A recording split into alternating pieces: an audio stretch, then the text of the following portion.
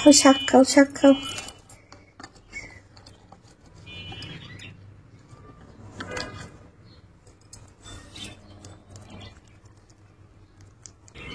প্রিয় দর্শক ও শ্রদ্ধেয় ভাই আপু, বাজ স্পিড ব্লগের নতুন আরেকটি ভিডিওতে আপনাদের স্বাগতম জানাচ্ছি।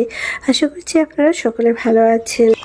প্রিয় ভাইয়া আপুরা, আপনারা আমার এই ছোট্ট পাখি দুটোর জন্য হলেও আমার চ্যানেলটাকে সাবস্ক্রাইব করে রাখবেন।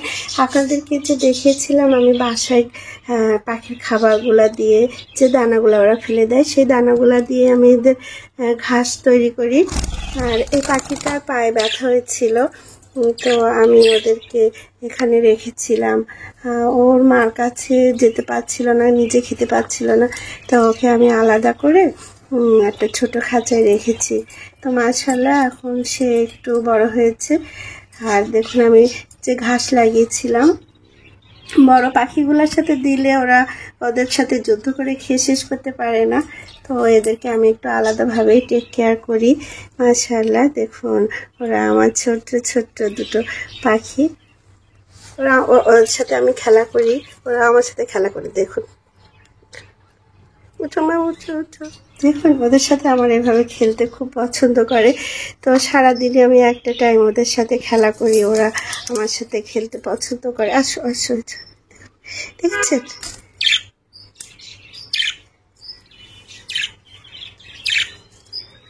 আসো আসো আসো আসো আসো, উঠো উঠো উঠো উঠো উঠো।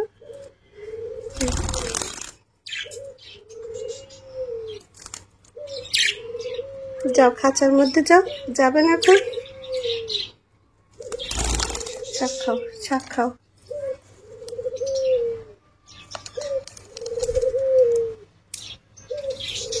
আচ্ছা আচ্ছা, আমি ছোটে করে খাবার নিলে সে আমার ঠোঁট থেকেও সে খায়।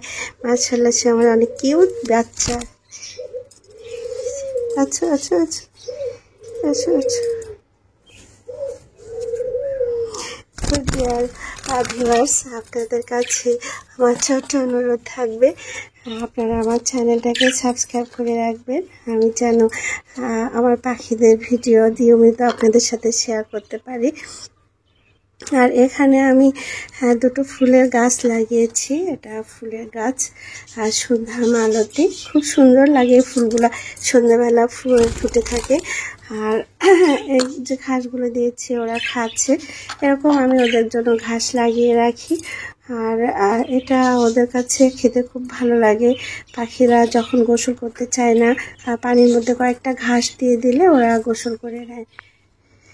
ও যখন অনেক ছোট ছিল তখন ওর মাদের সাথে বা অন্য বড় পাখিদের সাথে ও থাকতে পারতো না, তারা ওকে ঠুকিয়ে দিত, ঠুকিয়ে রক্ত বের করে দিত। তো আমি ওই পাখিটা ওদের থেকে আলাদা করে দিয়েছি। এভাবে কিছু সময় প্রতিদিন পাখিদের সাথে একটু খেললে আপনার পাখি কিন্তু আপনার পোষ মানবে। শুধু একজন ভাই কমেন্ট করেছিলেন যে তার পাখির সবুজ পায়খানা হচ্ছে এবং পাখি মারা গিয়েছে অনেকটা, আর ওষুধ খাওয়ানো হচ্ছে তারপরে সারছে না।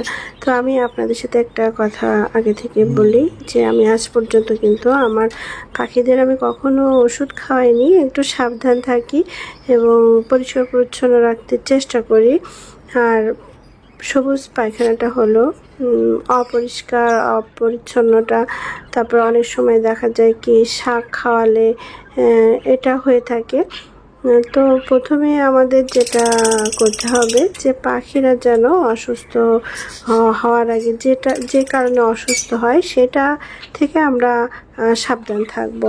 তো এর জন্য প্রথমে পাখিদের আমরা যে পানিটা খেতে দিব সেই পানিটা যেন ফুটানো পানি হয়, বা আমরা যে পানিটা খাই সেই পানিটা পাখিদেরকে দিতে হবে। আর পাখিদের যে সিড মিক্সটা খাওয়ানো হয় সেটা আমার একবার হয়েছিল যে সেই সিড মিক্সটা খাওয়ালে পাখিরা পানি তাদের পটি হতো। তো সেই বীজটা থেকে অনেক দুর্গন্ধ আসতো। তো এটা কিন্তু একটা পাখিদের জন্য একটা বড় রকমের অসুখ। আর যেটা আমি খেয়াল করেছিলাম ওই খাবারটা খাওয়ালে পাখিদের এমন হতো। তারপরে যখন আমি খেয়াল করলাম আমি আবার খাবার আনালাম এবং সেই খাবার দেওয়াতে কিন্তু পাখিদের এই সমস্যাটা হয়নি। তখন আমি বুঝেছিলাম যে এই খাবারটা থেকে কিন্তু পাখিদেরকে এই অসুখটা হচ্ছে। আর এখন বর্ষার সময় দেখা যায় খাবারগুলো বস্তাবন্দি থাকে, সেখান থেকেও খাবারগুলো থেকে পাখিদের অসুখ বিসুখ হতে পারে। এজন্য পাখির যে খাবারটা, সে খাবারটা আমার মনে হয় একটু রোদে শুকিয়ে ভালো করে ঝেড়ে নিয়ে পাখিদেরকে দিলে মনে হয় এইসব অসুখ বিসুখ থেকে পাখিদেরকে আমরা দূরে রাখতে পারবো। আর পাখিদের যে খাবারের পাত্র এবং পানির পাত্রটা আছে, এটা 2-3 দিন হলে পাখিরা খাবার খেয়ে খাবারের পাত্রের যে পানি মুখটা দেয়, আপনারা একটু খেয়াল করলে বুঝতে পারবেন যে ওটা কিন্তু গন্ধ হয়ে যায়। তো আমার মনে হয় একদিন পর পর অনেক সময় দেখা যায় কি তারা একদিনে পানি শেষ করে ফেলে, আবার অনেক সময় দেখা যায় পানিটা 2-3 দিনও থাকছে। তো আমার মনে হয় একদিন আজকে পানি দেওয়ার পরে কালকে অথবা পরশুর মধ্যে ওই পানি যেটুকু থাকবে ওটা আবার ধুয়ে ফেলে দিয়ে পানি দিতে হবে। তাহলে দেখা যাবে কি পাখিদের এই অসুখ বিসুখগুলো থেকে আমরা পাখিদেরকে দূরে রাখতে পারবো। আর একটা কারণ হতে পারে যে পাখিরা যে খাবারগুলো খায়, অনেক সময় দেখা যায় কি ছড়িয়ে ছিটে পাখির বিষ্ঠার সাথে থাকে, আবার পাখিরা ওটাই খায়, ওটা থেকে হতে পারে। তো পাখিদের যে খাবার খায় ছড়ায় সেটা এমন একটা পাত্রের মধ্যে দিতে হবে যেন খাবারটা চারিদিকে ছড়াতে না পারে। আবার অনেক সময় দেখা যায় কি যে আমরা পাখিদের শাক খেতে দিই, আর সেই শাকটা যদি বেশি পরিমাণ তারা খেয়ে ফেলে বা শাকটা আজকে খেয়েছে কালকে আবার সেই শাকটা খাঁচার মধ্যে আছে, সেই শাকটা হয়তো একটু পচন ধরেছে বা গন্ধ হয়ে গিয়েছে, পাখিরা দেখা যাচ্ছে সেই শাকটাও খেয়ে ফেলতে পারে, তো সেটা থেকে হতে পারে। তো আমাদের এইসব বিষয়গুলো সাবধান থাকতে হবে। আর যদি পাখিদের সবুজ পায়খানা হয়ে যায় তাহলে সর্বপ্রথম আগে করতে হবে পাখিদের যে বেডটা থাকে, যদি কিছু বিছানা থাকে সেটা সরিয়ে পাল্টে দিতে হবে। আর পাখি সুস্থ না হওয়া পর্যন্ত পাখিদের কোনো শাক সবজি ফল মূল কিছুই কিন্তু পাখিদেরকে খেতে দেয়া যাবে না, এমনকি এগ ফুডও খেতে দেয়া যাবে না। আর এবার আসি ওষুধের কথায়। তো আমার পাখিদের যদি এরকম কখনো কোনো সমস্যা হয় যে ওরা একটু পাতলা পায়খানা করছে, তো সবুজ পায়খানা অসুখটা আমার পাখিদের হয়েছে কিনা আমি বলতে পারছি না। আল্লাহর অশেষ রহমতে এরকম ঘটনা হয়নি যে অনেক পাখি একসাথে মারা গিয়েছে। তবে আমি যদি দেখি পাখিরা ঝিম ধরে বসে আছে, পানির মতো পায়খানা করছে, তাহলে পাখিদের খাবার পানিতে আমি একটু পিংছল বা লবণ মিশিয়ে দেই, একদিন রাখি, একদিন পরে আবার সেটা পাল্টে দিই। প্রিয় দর্শক ও শ্রোতা ভাই আপু, আপনাদের কমেন্টসের উপর ভিত্তি করে আমি ভিডিও আপনাদের সাথে শেয়ার করি।